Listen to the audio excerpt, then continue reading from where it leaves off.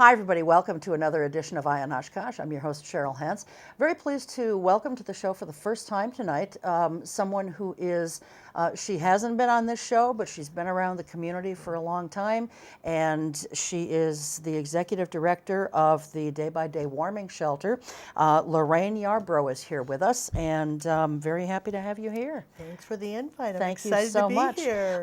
Haven't had someone from Day by Day on in a while, so Okay. happy to have you here and happy to be talking once again about the shelter because it Absolutely. serves a wonderful purpose and a much needed purpose in the community. So, how long have you been the director there? I'm on my second year. Okay. I started 2 years ago in July. Okay. And just honored to be following such strong footsteps and to keep moving the shelter forward. Sure. And the goal would have been obviously to close the shelter due to no more not having homelessness, but unfortunately not. So, just really excited that where we're going and Sure. where we've come. I said in the opening that you've been around this area for a while. You've worked in other nonprofits. I Just tell did. the folks a little bit about what you've done. Sure. I moved up here it was actually 10 years ago this year also, and I was hired to work with Cerebral Palsy Mideast, Wisconsin. So I was there for 7 years and worked with a wonderful team and volunteers and boards. And but then there was a time where there was a facility up in Little Chute that worked also with guests and clients with disabilities. They closed their doors abruptly and needed help rebuilding that agency. So I chose to leave, and I still lived in Oshkosh, but I just traveled up there to Little Chute because there's such a need for programming for clients with disabilities. So I was honored to go up there and help rebuild that agency for a couple of years, and then I got contacted about the need for a new executive director for the Warming Shelter. It was not on my bucket list. So, but when opportunities knock, I really, I was reading on your, even your tag about helping people with needs and helping be the voice of those that can't speak for themselves. So I really appreciate that. And that's kind of In my signature in your block on my signature email. block, yes, Yeah, yes, yeah. thank you. I loved that, and I thought, wow, that is so appropriate. And to follow that, and that's what kind of my mission in life is, to be the voice for those that can't always speak for themselves. Absolutely, sure. So we're going to talk about numbers for this past season, but how many months are in your season? Right. You guys are open from when to when? Because of the location, thank goodness for the Most Blessed Sacrament Church that opened up their doors when an executive director decided with the need for shelter and breeding shelter. So we're the Most Blessed Sacrament. It's a basement of a church. And so because we're under a temporary use permit, we're not handicap accessible, there's not a sprinkler system, but they opened their doors to help us. So under the part of that temporary use permit, it only allows you 180 days. So the board strategically said, let's be open, obviously, the coldest months. Sure. And so we open on October 15th of the year, and then we go through April 15th. But this year we waited through the 17th because on the 15th we had that snowstorm. Yes, that was a bad one. That was a bad one. What a way to go out. So we stayed open extra days just for that reason. So. Well, maybe your guests couldn't even get out. There was so much snow. Well, I don't know if you ever find them or they could find their way out. It was unbelievable, that it was snowstorm. bad. I think it was the worst. Yeah. Well, certainly it was the worst this past holiday season, this past winter season. But it's the worst in like how many years? They said gosh, well, like about 100 years or something. I mean, it's whatever number it was. It hasn't been this bad in many decades. Yeah. And so I think we all understand that. So how many guests do you serve? Okay. Part of that use permit only allows us for 25 guests a night. Okay. Now, just so you know, we provide a shelter to adults only, male and female. Okay. And so it's 25 a night. And so we serve, and through the season, we call them unique individuals. So this year we saw 136. Now there might be one or two that come every night for 180 nights, or there may be adults or guests that come in once and passing through or for whatever reason they're homeless. So it's only $25 a night. Okay. And so how many did you serve in total this past season? And then how many have you served since it's been open? 11. Since 2011. Right. It was 136. We averaged between about 139, 136. This year was about 136 guests. Okay. And cumulatively, since we opened our doors, it's been about 867 adults that have gone through the shelter. Okay. And I think we have a picture of people standing outside waiting to get in. Yes, There we are. Yes. So is that what a typical night looks like when you're open? Guests can start lining up about 5 o'clock. We used to have them start lining up earlier, but the elements, having guests stand out in the elements waiting to get in, that's just health. Like you said, it was so cold this year. Yeah. So they do not come in to the door, and it's first come, first serve. So they start lining up at 5 o'clock. We check in the guest in, and so we know by 5:15 if we're full, and or if we need to find other arrangements we make for the guests if we have to turn them away. Okay. And then we open the doors at 6 o'clock. Then they come in, and that's when we check them in at 6 o'clock for the night. So when you give those numbers like you have, Lorraine, are any of those like repeating from year to year? Yeah. They are. Yeah, they are. Okay. And it really truly there's chronic homelessness, and that sometimes it is people's choice. And then the majority of a lot of individuals in homelessness may have an element of mental illness. And it truly is our goal to work with them in case management and hopefully get them towards self-sustainability or connected to those resources. And the goal is really to get them off the streets and to get into housing or reconnect with friends, family, whatever that might be. Yeah. So there are going to be repeat. Sure. What kind of resources are you helping them connect with? I mean, is it helping them find work or? Sure. I mean, tell us a little about that. I have a full-time case manager. We do call case management. And what she does is she's full-time to this season. She meets with every guest. When they come in, they check in. We want to know, what are your goals? Do you want to find housing? Do you want to find a job? Whatever, it might be sober for a period of time, or whatever that need might be. So we work with a lot of the resources in the community. With AVICAP, we work with NAMI, we work with the Housing Authority, all those resources, because we can't do it by ourselves. Right. But we start that initial conversation. And so it's really been very successful with this one-on-one goal setting.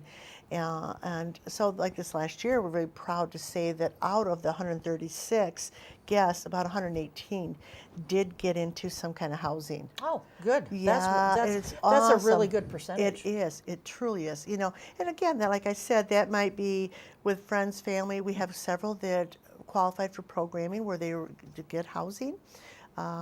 Permanent or temporary or transitional housing, we call it. Right. So it's really exciting. And some have gone to other states to be with family, so wears a lot of different hats which way they go. You mentioned something a little bit ago that and you said it a couple of times, and it kind of struck a chord. You asked them if they want to find housing. Correct. Why would a homeless person not want to find housing? What might some of the reasoning be there? Some people, everybody has a different reason. First of all, they may have never had housing, and they do not know how to. There's a lot of responsibility to the housing elements. There's a fear.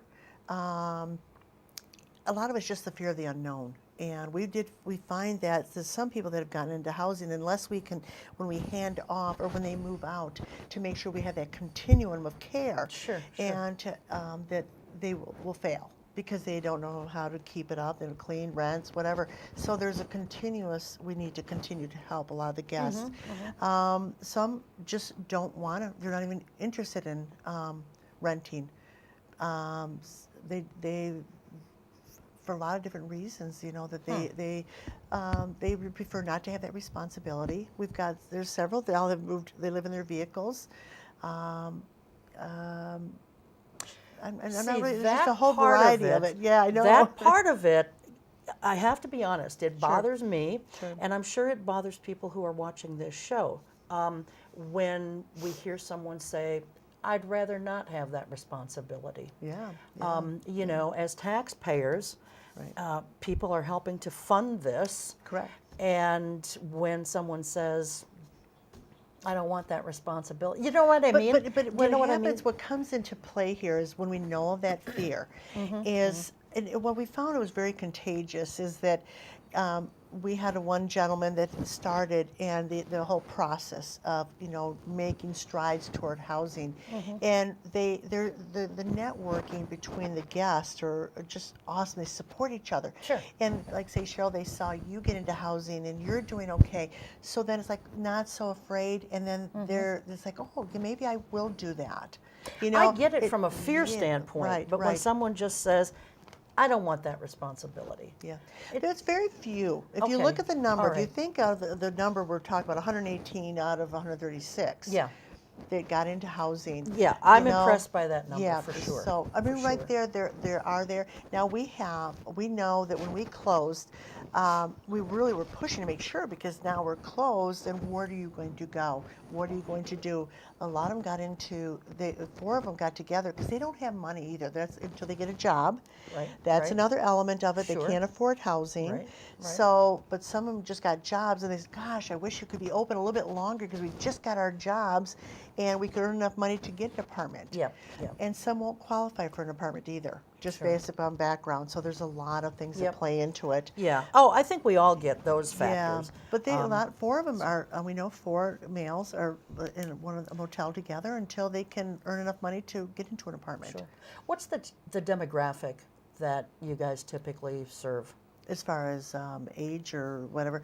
It- Age, sex? yeah, Sure. it's women to men. It's about an average of, it's about like 80-20% of men to women, women to men. So if you think 136, we average probably 5 to 7 women, maybe And a what's night. the age range typically? 18 and older. And what we saw this year was an increase in the 18 to the 29-year-old range. And what we kind of did some research to try to figure out why are we seeing these 18-year-olds an increase in there, and for a lot of different reasons. Some of the guests are part of the system, the foster system. Okay. They turn 18. And here And you they're go. out of that There you system. go. And there you are. And they don't really know what to do. Okay. And because we have an average, let's say 17 guests that are in that age range. Yep. Of that, 68% were new this year. Wow. Of that 18. I think we as a society, I think we have to do a better job of, if someone's going to get booted out of, like in A this foster case, home, yeah. a foster home Yeah. situation, Yeah. we need to give them the skills and the knowledge Yeah. how to That's it. function Yeah. when they're leaving that environment. Now, I think that as a society, we don't do a very good job of. I agree, and I don't know what the answer is other than trying to educate the community more. I mean, like having this here, even us on the show, to realize that they're not, of a better word of saying, they're bums, you know. And here you go. We really, they just have needs, and we're only one little piece of the pie to try to get those conversations Yep. started. You guys, this is something that you've not had in early years, but you have a shelter therapy dog now. Yes. So Yes. I know that, you know, dogs in general, like Yeah. universities, and there he is. What's his name? That is Jax, J-A-X. Okay. Jackson. Jax. Come So Jax. what Yeah. what is, I know what his function is. Sure. It's to help relax people, calm them, de-stress them. Yeah. You know, tell us about Jax. He's it's not like we're very careful. We have a special permit in order just to have the one dog. I know a lot of people have great ideas. They'd like to bring their therapy dogs in, but Jax has been being groomed and trained by our case manager. She brings him in. We actually talk to everyone, the guests, make sure it's okay. And I've just got to, I wasn't 100% sure myself until I actually saw when Jax came in, the tone within the shelter Changes it does change dramatically. Oh my gosh, I couldn't believe it. Yeah. I have to tell this one story of how important Jax is. The group had come in, the guests, and they're getting ready for dinner, and there's this one guest was just sitting isolated by himself. You could just tell by his body language that he was down thinking or whatever. And Jack went right over to him and just kept at him, wanted to be petted, just kept right at him. And finally, the guest gave in to him and then started petting him, and the tone changed. And it wasn't until a couple weeks later that we found he admitted that he was very depressed and suicidal. And where Jack must have picked up on that, Sure. and it changed him. Yeah, dogs are intuitive. Yeah, I couldn't believe it. And so I'm glad that this is something that you guys are doing because, universities too. You can, take dogs to some of these universities Right. when kids are stressing out over their finals and so forth. Sure. Pet Perk Me Up, I think one is called, and I don't know what some of the other names are, but animals, dogs in general specifically, I think can do wonders to Absolutely. just change an attitude so quickly. I've seen with dogs are used even, I had a client that she would have seizures and the dog would know she was going to have a seizure before she did. Yep. And hold her so she wouldn't get hurt. That just it's amazing. Yeah. It's amazing. Yeah, they're wonderful animals, Absolutely. and they do so much more than just Yeah. give us a warm, fuzzy feeling and make us smile. So now guests get to stay overnight, of course, Right. and they're given breakfast in the morning. Are they given dinner at all? Yeah, we really rely on our volunteers. I'm going to pull a plug in for volunteers this last year. We'd had over 540 volunteers that have helped us this last year. We numbered, and what that is, we have called the meal teams, and for 180 nights, a group, families, neighbors, friends, businesses, veterans, everything, they make a hot dinner because we can't cook in the kitchen. We can warm up, we just can't cook in there. So they bring in their Nescos of a hot dinner and to serve 35. And not only making the dinner, but then, they get to interact. And it gives a human communication with the guest, and the guests are so appreciative because that might be their only meal for a day or whatever, a couple days. Sure, you bet. And we just showed a picture of the meal, and it looked delicious. Yeah. And I want people to also see where the guests do sleep, because this is not, this is not, a nice 4-star, 5-star hotel. No. I mean, this is it's in a temporary, gymnasium or whatever this room is. I guess this used to be this was the cafeteria for St. Peter's School. Really? Yeah. Okay. So we're in the cafeteria. So you've just got a bunch of mats on the floor. Correct. And they get a blanket or two. We provide all the bedding, and they get 2 totes. They have a tote for their personal belongings and also the bedding. We provide all that, and it's been a generous donations from the community they get nice warm quilts. We also receive sleeping bags, however they want to be. But yes, the women are separated from the men. The women are not intermingled. We have a special area close to our staff desk, and so they're not intermingled, but they're separated from the men. Okay.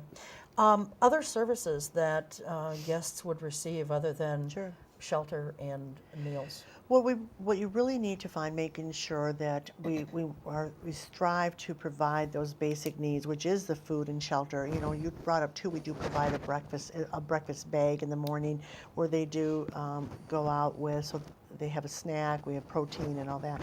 But we also provide showers. They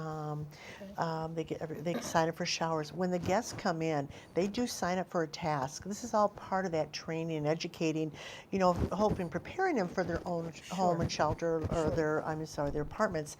So everyone has a task. They have to sign up for it. They sign up for a shower. We do the laundry. We do the laundry for them every night. And then we also provide clothing. If they need it, boots, hats, gloves, scarves, personal care items. And once the guests come in, they sign in, register, make their beds. Then they go eat by the wonderful volunteers. And then we actually collaborate a lot with the university. Okay. So we have the university students come over from the psych and counseling, and they do socialization. Like I said, we do the case management. We do provide a lot of other resources. We bring the resources to the agency once a month, where all those to help them to move towards self-sustainability. So in the morning we provide a hot breakfast to keep them there. So you're like your Social Security, you've got your legal aid, you've got AVCAP for the Salvation Army, Father Cards, all of them come. And so then they're right there so the guests can meet with those Sure. resources right away. And it's just little things sometimes that these folks need. Right, right. You know, like I know one year I just bought a whole bunch of little things of lip protective, like yeah. chapstick or whatever. Sure. This was an off-brand. It wasn't chapstick, but it was, you know, the Sure, same sure. product. Right, absolutely. And it's little things like that that Well, we you all don't really think know. of. Well, just you know? if you've thought about ibuprofen, over-the-counter meds, you know, a lot of colds and that. It was wonderful. We had a lot of different volunteers purchase that for us, like cough medicines that we do provide for them. Like you said, the aspirin, Tylenols, toe warmers. That was one that we got a lot Toe of warmers, yep. hand warmers, but there's toe warmers. We really, we always go through a lot of toe warmers. A lot of warm scarves and hats and warm things is what we need. Yeah. So, what do people do when the shelter is either full? Yeah. You know, that cutoff is there. You've got your 25 people, and you can't, you know, serve any more that night. Correct. Or during the months when it's maybe not so cold, but they're still homeless, and the shelter is closed for the season. What happens when they line up, and we know, like I said, we get to 25. There's a couple things that happen. Someone that's in one of the 25 may see that number 26, and I've seen them say, you know, I can go to a friend's house and crash on their couch, but I know you don't have anybody. They switch spots for them. That's just the coolest thing when they see that. Otherwise, what they do is we will make sure they have a sleeping bag, warmth, coats, hat, gloves, meals. We get a lot of meal cards. That looks pretty brutal. Oh yes, that's unfortunately that's what a lot of them. That's their life right there. We hope that they're not out in the elements of cold. The guests know, they support each other so well. They tell each other where to go. They know where those warm spots are, and so they really do support each other. But we will always make sure that they have food cards. We get donations of gift cards so that they will have something warm. Like I said, we got a lot of sleeping bags. If you're going, we will give you that option. Otherwise, we will meet with them and say, look, do you have somewhere to go before we let them go? We try to get them to Father Cars. We give them a number to go there. Where they have friends, family, we really try to find those places so they aren't just out on the streets. And these pictures, I want people to understand, are pictures actually of people in this city. Correct, These were taken by a local photographer. Right. And so these are not some stock photo that you can find on the internet. Correct, These are actual people in the city of Oshkosh and how they basically have to live in many cases. It's really hard. So. You know, we work with a lot. We work a lot with the police and everything, Sure. and kids are working together. And the statistics show there's about 200 adults homeless in Oshkosh. We don't see them all. There are different means. So there's actually about approximately 245 families, kids and families. Wow. In addition to the 200? Right. Okay. So this is families and kids. Okay. And actually, it was we had a document over 15 UW students last year that were homeless. They can't afford housing. They sleep out of their cars. They may go to friends, whatever they can do. So that was all documented after research and that's a big thing. A lot of universities of homelessness, even in universities. Sure. I know you're looking at building a shelter that is going to be year-round, and the clock is ticking down on us here. So tell us about what it is you want to do and the capital campaign that you guys are going to be taking on. Well, we're still in the process of gathering all the information to see what's available. Because of the board has a very strategic plan. That was the whole goal. Is we need to find a place where we can take more guests and hopefully to be open year round. So we've been working really strategic with a lot of the community members are supporting us. So hopefully we're just in the process now of identifying a location transportation, working with the community to make sure the money's available, because we haven't started a capital campaign yet, but we're going to be needing to look to see if there's support there before we can move forward. Sure. But we Well, do need I to would be able think to. that there should be support Yeah. for it. And of course, one of the challenges is finding, if you could just go anywhere in the city, Yeah, right. Yeah. There are so many empty buildings Right, around this right, community. right. But because of your clientele or your guests, in many cases not having cars or whatever, you really kind of have to be more centrally located within the downtown area, if Correct, you will. absolutely. That's where all the resources That are. is not necessarily Yeah. an easy thing to do, to No. find empty space there. Well, we all last year, we did a lot of research. We looked at a lot of the empty churches that people call and say, oh, this church is available. We looked at locations. And, unfortunately, some of our guests have felonies. So in a residential area is not an option. And then, like you said, transportation. That's an issue in the city. And we had locations that were going to be donated, but they're outside of the limit, outside of the city, downtown, and that they can't get to those resources. Yeah. So it's been very strategic, a lot of looking and deciding where to go, and we've identified a couple downtown locations that that have been brought to our attention, and so we're really looking very seriously at them Sure. and working. Unless, and here's just a thought, Sure. it just popped in my head, Uh-oh. so I haven't really thought it all the way through. Okay. There could be some problems with it, but just offhand, since you have been, offered buildings outside of the downtown Sure. city type area, maybe if nothing else works out, maybe volunteers would step up and volunteer to drive your guests to a location. I mean, it's just an idea, an because I know idea. the buses don't run Right. past 6 o'clock, Yeah. but they do start running early in Sure. the morning. Sure. It's just a thought. Like I said, it just popped in my head. Oh, yeah. I haven't okay. figured No, it that's- all out yet. Well, you do. You let me know, and we'll talk again. That's part 2. Yes. So you really don't have a timeline then. We do, but we're not launching it right yet because we're still in the preliminary right now of Okay. really identifying the location, getting the right people on board, Okay. doing the feasibility, and so we're right in the infant state. We've actually know what we want to do, but we're right in that beginning stages of really moving forward. Okay. We really would like to. If all goes well, Sure. hopefully by the end of next year, it would be Okay. wonderful if we're able Well, to keep pull us it off. posted on that. But Yeah. along with that, of course, you always need money. Oh, absolutely. You absolutely. need other things Yeah, too, but you sure. need money, and you just had a huge capital. Yeah. I'm sorry, not a capital campaign, a huge fundraiser. Yes. When yeah. was that? What day? It was the 25th, last 25th of Wednesday. April, It was, yep, okay. It was just, it was our second annual Mile of Style, which was Okay. a style show. This is our second year. And if there was any of the community involvement, as far as we had about 570 attended. And we had Bill Jarts was our MC, and Nicole Peterson from the local community and advocate. And I was actually at a meeting today, and a lot of the women that were in this meeting said they had a great time. Oh, wonderful. So if that is any kind of picture or future looking at the support of Sure. what we're trying to do, Absolutely. that meant a lot. Well, I think we all understand, Yeah, yeah. what the problems are here. Sure. But sometimes finding the solutions isn't always the easiest. right.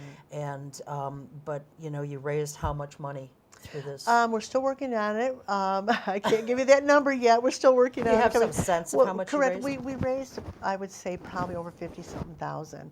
But that's very good. gross. That's gross. Well, right, Once right. expenses You've come got out, expenses, yeah. so, But yep. it was just the outreach was just so appreciated. Of course, yeah. So that's wonderful. If people want to donate funds or make donations of products like the right. toe warmers, hand Right, warmers, blankets, lip gloss type, chapstick type stuff, if they want to donate anything, Absolutely. Who should they go Well, to? for- Should they go to your website, they which, go- by the right. way, is warmingshelter.com. Right. I don't know. I haven't paid attention. I don't know Okay. how long they've been putting that up here, how often. Okay, that's good. But warmingshelter.com, Yeah, and yeah. that's for the folks listening to us on radio also. So where do folks go to make donations?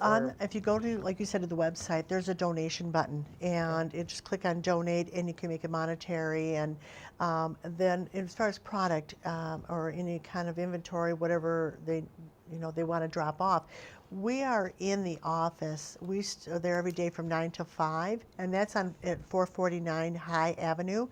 So it's the Most Blessed Sacrament Church. We're kind of back by the gym. The back side of the building, so it's 449, or they could call ahead of time. I would 920-203-4536 and talk to us, and we're going to be updating our wish list, and they can call us if they have something, needs or questions. Feel free to give us a call. Okay, all right, good. So anything that you can't use at the shelter? Well, we don't have a lot of space, so we only take really warm things like coats, men and females of all sizes, and we try to collaborate though with like Father Cars, the Salvation Army, so we all share and what's donated.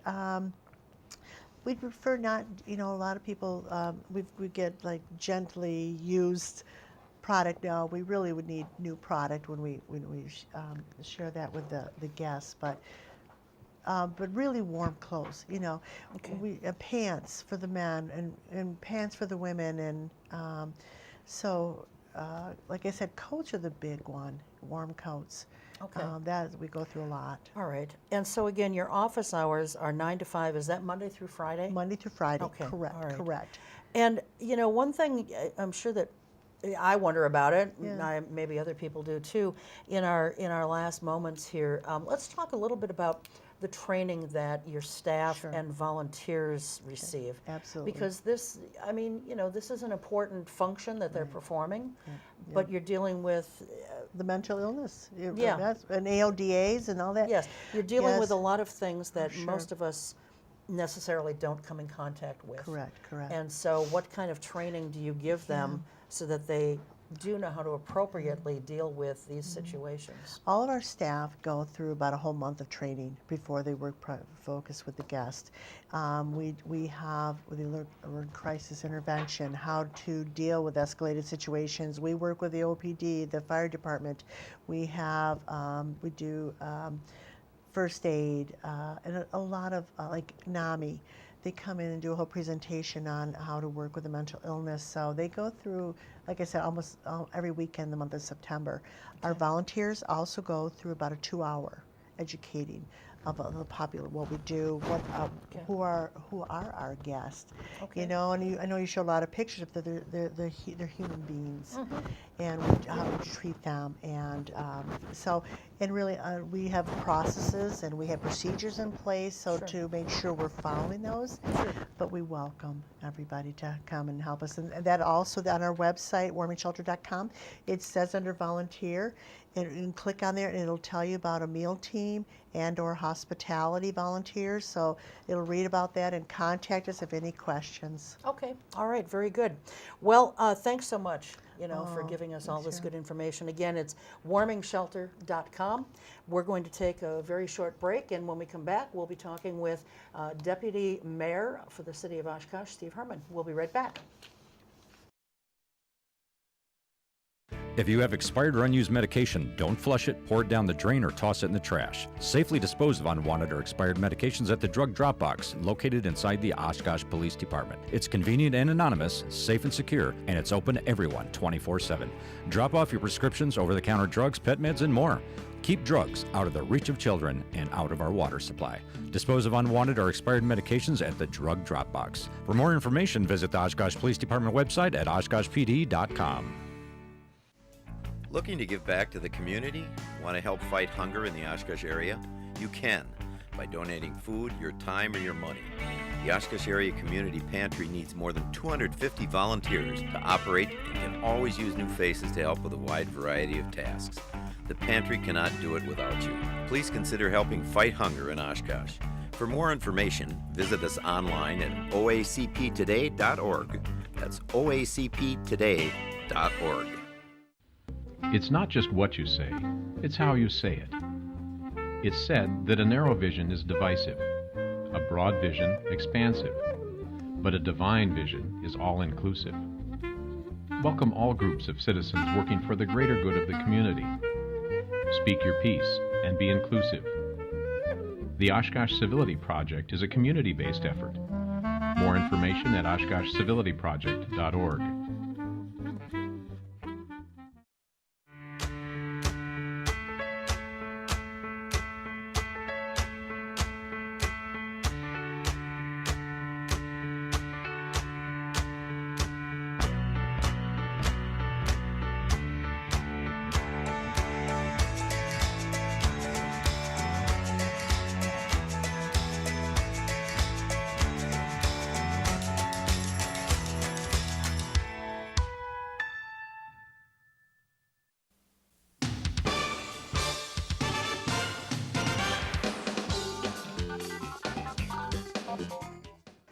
And welcome back to the second half of Eye on Oshkosh. And as I mentioned before the break, I'm now joined by Deputy Mayor for the City of Oshkosh, Steve Herman. Congratulations on your winning your second year. Well, I don't know. Was it your second term? No, this is actually my fifth. Fifth. Wow. Right. And in the council reorganization a couple weeks ago, I rescinded running for deputy mayor. So now Lori Palmyra is the new deputy mayor going into. Okay, so you are no longer deputy no, mayor right just now. a council member. Okay, well, same difference. Same difference, but you all get one duty, vote. duty. That's right. Duty and responsibilities That's right. don't really change much. All right, so I'm going to change that. The deputy mayor, basically, I think you and I have talked about it before, leads the council in the evaluation, city manager, and puts council in a closed session and fills in for the mayor when the mayor can't make functions. So Okay. I've done it 4 times. I thought it's time to let someone else have it. Sure, but congratulations Well, thank you. on winning another term just last it's month. exciting. So. I mean, I don't know how many 5-term council members we've had in the city of Oshkosh, so it's an honor to be voted that many times and to be elected because it's by a the 2-year voters. term. And It's so only that 2 means years. you're starting like your ninth Ninth year, basically. as a council member. So, Yep. Yep. So one of the things that I wanted to spend a fair amount of time talking with you about, because I know you're not happy with the process of where this went down. We all know that a portion of Lakeshore Golf Course is going to be used by Oshkosh Corporation for its new global headquarters. It was the unused portion by Oshkosh Corporation that I think a lot of people thought might become a 9-hole golf course. And I personally talked to 2 different counselors, and I'm not going to say their names, but I believe they should know who they are. I talked to 2 different ones about the fact that, I would like to see this become a 9-hole golf course if you're taking away an 18-hole golf course. Right. And I was told, that sounds great. That sounds like a fabulous idea. All of a sudden now, and it wasn't just me. There's other people. There's plenty of other people in this community who wanted it to be a 9-hole course. Sure. And but that's not how it happened. And so now it's going to be turned into a park, and that's something that Mayor Steve Cummings just feels wonderful about. Right. I guess the other people on the council who voted for it feel wonderful about their vote. You are not necessarily so happy with that or No, the I'm way not. it happened. Right. It was a process. Go back to last fall when we were discussing with Oshkosh Corporation the purchase of the 32 acres of the golf course and that there'd be about 70 acres left. At that time, staff, apparently, with leadership from Mark Roloff and Ray Maurer, the Parks Director, decided to work with Housefeld Levine to do some schematics. And they were With who? all with the company we're using for Imagine Oshkosh, Essential City. Okay. Housefeld Levine, I think is the name of the Okay. company, to potentially make some drawings of what it could look like around Oshkosh Corp's headquarters. And none of that drawing had a 9-hole golf course. So my question was, who made that decision? You kept, the city manager kept telling the council that in the end it's going to be our decision to what to do with the remaining 70 acres. But now you're having public input meetings. You're having diagrams being shown to the public. They use POCO, the city's online tool for evaluations to have citizens weigh in. So by the time it comes to council, the community's already had their input. Well, yes and no. Well, yeah, You because know. as I brought up at the council meeting, I believe they left a whole segment of citizens out, which were the golfing community. Did they even talk to the golfing community? They had one meeting the Parks Director had with three other gentlemen to potentially discuss a 9-hole golf course, and not knowing exactly how many acres we're going to have, it would be a little difficult to totally lay it out. But what really drove the final decision was the Parks Director needed to know how to maintain the remaining acreage of the golf course. So Did he say that? Yes, that was he wanted direction from the council of how to maintain the rest of the golf course. She maintained it like a golf course, even though it wasn't going to be open for golfing, there would be no revenue generated.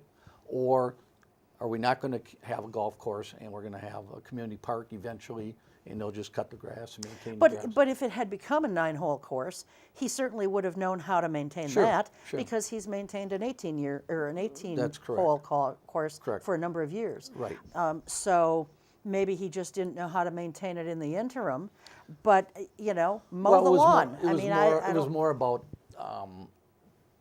how they cut the grass and how they weed, or seed the fairways, and how they put the fertilizer on and keeping it in golf course condition. He felt that was going to be difficult because he didn't have the staff, and he'd have to hire the staff because they let everybody go after the sale went through. And Well, maybe they shouldn't have put the. well, they put the cart before the horse, in my opinion, and Yes, that's what that's upset me. It right. was the process as much as anything.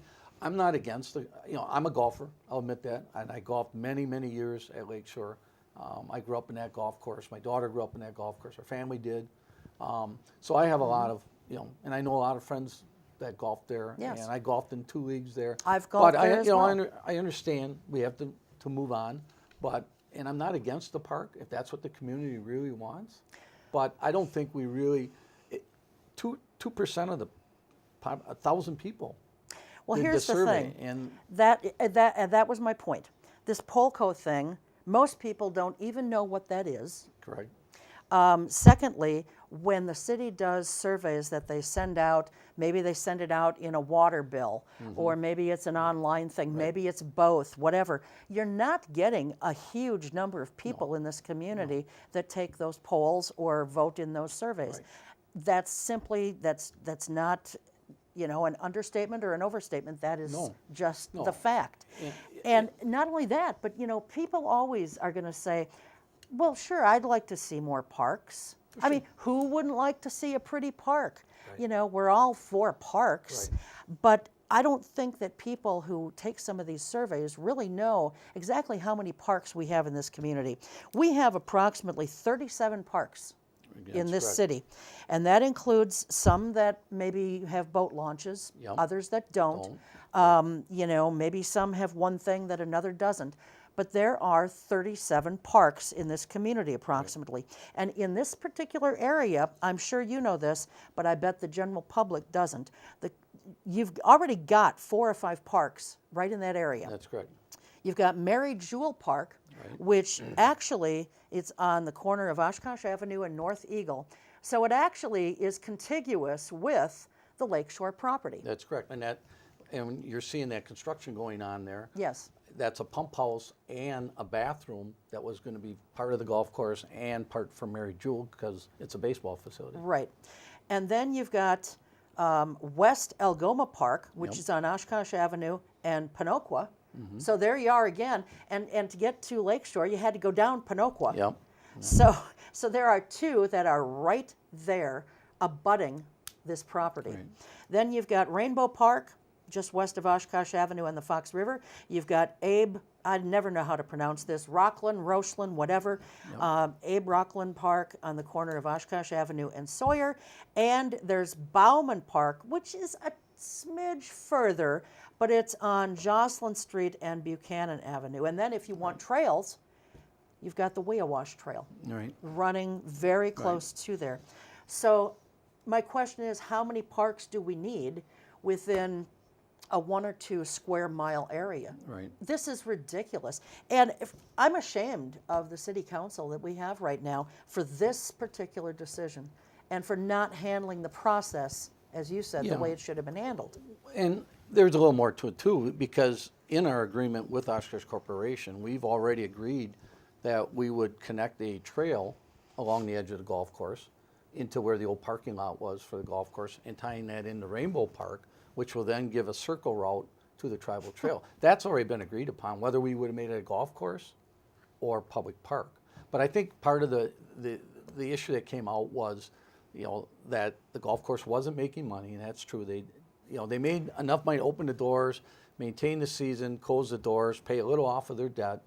Were they and yet- losing money? About $50,000 a year. They But were they were never losing getting, but they never got tax levy support for the golf course. So the money came out of the operations budget side of the city. So it's about $50,000 a year for the last 10, 15 years. It was losing money. So I think that was brought up. I think the fact that people still want more opportunity to recreate and get along the water for fishing and other things. And I just think that there was just enough negativity that a 9-hole golf course would not be profitable. They would have to spend money on, redoing the irrigation system. They would have to build some kind of clubhouse. They would have to, and so I think that kind of turned the city into thinking that it might, in the long run, make more sense to put it into a park. But that being said, there's no timeline on that park. Right. Okay, you were talking to Lorraine earlier about timelines and their capital campaign. There's not a timeline. Oshkosh Corp's offices are supposed to be done in 2019. Okay. All right. So yes, the council had said park, but 2-3 years from now, maybe there'll be a different emphasis, and maybe Oshkosh Corp would like to see a golf course there. Because that was the other question I asked the city staff, and they did not answer it, was, did you even talk to Oshkosh Corp?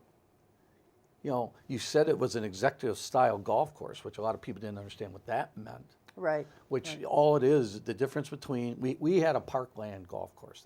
That's the style the course was. Executive golf course is a smaller version. It has no par 5s. It has only 3 or 4 par 4s and rest are par 3s. So it Okay. shortens the time. Sure. And even the PGA has had a campaign the last several years called Play 9.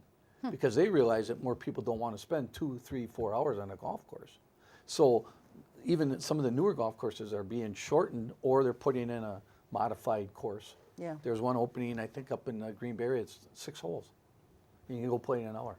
So 6 holes, wow. Yeah. So the opportunity. So I guess maybe I'm looking at it that a different council, or if I'm still on council and the council members are there, all right, we cut the grass and maintained it. We aren't tearing down any of the greens. We're not tearing down any of the other things, because we still don't know exactly how much acreage we'll have. By the time you put, Westfield in there, there's going to be another street from Kohler that's going to go in off of the golf course. We've had to shift Oshkosh Corp's building a little bit on the property because we needed the 2 storm water detention ponds that were on the back 9 of the golf course that the city needs for Right. stormwater utilities. So I think, that was my other thing. Why are we in such a hurry to make a big decision Right.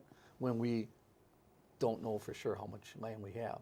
Now, Alan Davis, Economic Development Director, said he thought maybe another 2 or 3 acres of that 70 would need to be used in roadway, for the 2 roadways and for the Riverwalk. So we would maybe have 68 acres left. Is it possible that this decision could be undone at some point, or Well, sure. overturned? Sure. Any council member could bring that decision back. Right now, basically, all the decision was, that's the direction that we're thinking of going, and we will not maintain it in a golf course fashion. We'll be just maintaining it, cutting the grass, and, because if you're not familiar, I know you are, but for citizens, there's different type of long equipment that is needed to cut the greens and do the tee boxes and those types of things than just a regular riding lawnmower cutting grass. Yeah. But right now, that's kind of what they're going to be doing, is letting the grass grow and then cutting it all one level with riding lawnmowers and things like that. And there won't be anybody maintaining the golf course, so that in the future but could it go backwards? Sure, I think it could. And it Well, could you come know- back in a year, and you know, a council member could bring it up. I could bring it back up because I did vote yes because I felt at the time a no vote wasn't going to accomplish anything. I said my piece. at the Well, it would have council been meeting. on record, It would have though. been on record. I could have voted present like Deb Allison Osby did, Councilmember Osby, but And why did she vote present? Why did she because she abstain felt on that? some of the same way I did is we're rushing in a decision that we don't have to make right now. So, okay, but you said she voted present, which means basically she's abstaining from voting. Right. Why did she do that? Why didn't she just say no? Because I've always thought when you vote present or abstain, it's because you've got a conflict of interest. Traditionally, I don't really know. You know, I didn't specifically I'll ask ask her. her. But yeah, you I see thought her every maybe once in a while. I But, thought maybe you'd talk and to her. I did, and she felt that again, she agreed with me with the process, and that there wasn't enough information. We didn't engage enough of the community in the discussion. Yeah. And so she felt that was an option for her, and that's what she was going to do. I know that the mayor does not like the golf course. He didn't want it there. He was all for this being Oshkosh Corp's global headquarters. He didn't feel that a golf course should be called parkland, even though it was within the park department's purview Right. to maintain and so forth. Yeah, he makes a good argument that you just can't go and hang out there or have a picnic. That's true, but I don't know. It was part of the parks, Well, department. So it left me a little disappointed because the mayor is very big on his history and historical, and he's on the Landmarks Commission and he's on some other commissions and that, and he always talks about history and that. Well, this golf course was owned by the city of Oshkosh Yeah. for 100 years. Yeah. That's history, and you're just all of a sudden. and he wanted to destroy that. Yeah. And so I was a little confused with his stance. I understand it was all about making sure we got Oshkosh Corp. And I've been that way from the beginning. I know a lot of people in the community thought I was against selling that land to Oshkosh Corp. At first, maybe a little bit, but they're such a huge employer. Not only just who they employ, but the train down the road with all the other Sure. companies that help them. We had to keep them. So would I like to have seen them go somewhere else? Sure. But if that was their site, it met all their criteria, then we needed to move forward. But then let's not forget that golfing community, and I think But we have. that process was a little bit, it got under my skin a little bit too, because they apparently had been looking outside of the city, Right. outside of the state, before even coming to the city of Oshkosh. Is that correct? They've been looking, yes. Yes, They've been so- looking all so over. there's- And when they there's- made their intentions known that they were looking, they were getting inundated with offers Of course. and opportunities and and they things. weren't really looking here in the city. No, not right Mark, away. Right. Mark Roloff, the city manager, went to them and said, "Hey, basically, this is what we're hearing. We've got some land that Right. you could, Well, that you could look at." we did go- So that part of the process, I didn't care for either. Yeah. They should have come here first. They did, probably. They did take them around to 19 different sites throughout the city. Yep. And when those sites did not meet their criteria, that's when I think Lakeshore became the prime area. And really, that was the city manager offering that up Yeah. to them. Well, And so so- many things that I wanted to talk to you about, but we're running out of time. But this was a big one. I know. And It I want to is. talk, as long as we're talking about the mayor and Mm-hmm. history. Now the mayor wants to redo the steps to City Hall, which is the part of the building that we're taping in. He wants to have them go back to many, many steps to get into the City Hall building, like it was years and years and years ago. When I was in high school. Yes, when it was the high school. And now, again, I understand the historic interest in maybe wanting to do that, and you're right, he's with the Landmarks Commission and so forth. But here again, how is that, let's just say we did that. What does that do for people who either can't do steps very well or perhaps are wheelchair bound and can't get in? I mean, you're going to have to do a whole lot of stuff then to make this building handicap accessible. I mean, where is this idea coming from? Is it just he likes history and this is what he'd like to see? Yeah, and I think that's part of it. We would not be able to give up the entrance we currently have, which is wheelchair accessible and everything else. So I think it is more of a cosmetic thing. And I told him right up front when he talked to me about it a little bit, I said, sure, if you can get people to donate the money. I said, I don't think we should be using taxpayer dollars for Right. something to put something back that was taken out. And really that's the back of the building, not the front of the building in a sense, and where all the parking is Yeah. and everything. So to me, it doesn't make any sense. It But doesn't. It doesn't make sense. we have other historic buildings that already are in place that can continue to be improved and kept their historical. I don't think we need to put steps back in the front of City Hall. Yeah, you're right. It wouldn't make sense, and it would cost probably an awful lot of money to do. Right. I want to talk for just a minute yet about Reps Bar. You know, you guys, it made news. You Sure. guys approved more money than what the property Right. was valued at, and explain why you guys did that. Well, twofold. Yes, we bought it, and that's for reconstruction of that intersection eventually when we do the Rainbow Park master plan. The reason we ended up paying more money for that is it was still a viable business, and that it was still open for business. So you have to take Hardly ever. Well, it was still open five hours a day, 5 days a week, so it had a marketable piece to that. Could he have gone and sold that to someone else? Yeah, he could have. So, you know, What when you hours get into was he open? well, he was usually like 10 to 5, 10 to 6 was Wow. his hours. Yeah. I've driven by He had there. I a can't lunch- even he had tell a- you he how actually- often, and I've never seen them open. You talk about golfers. There was a group of guys I golfed with that would do lunch there after golf and play cards for the afternoon. Yeah. So, you know, he had a small clientele, but again, it was still whenever you've been on a property that is still open and functioning, Mm-hmm. there's a value to the liquor license because we're limited to how many liquor licenses we can have. Right. So all that kind of plays into it. So, So what are you guys going to do with the property? What? well, eventually, the long-range plan is probably 2025. We'll be tearing that building down. And he also owned the bait shop behind it. Right. The bait shop's going to stay open until we make a decision of when we're going to redo that intersection and redo Rainbow Park. Will there be a roundabout going in there? I- Because I think that would be horrific with the bridge there and everything else. I don't know how that would even work. There's no preliminary drawings yet at this point. We are buying right away along Oshkosh Ave to widen that street. So I'm thinking, my thinking would be a four-way intersection would be the most. Okay. Yeah, Be the it is best way kind of to a deal with weird that. little intersection. Well, it is because you can remember that was the old plywood Oshkosh was in that corner. That's the smokestack that's left. Yep, yep. And so they just made that corner that way, and it is a little different compared to a Yeah, lot of our it is. intersections in Oshkosh. That's true.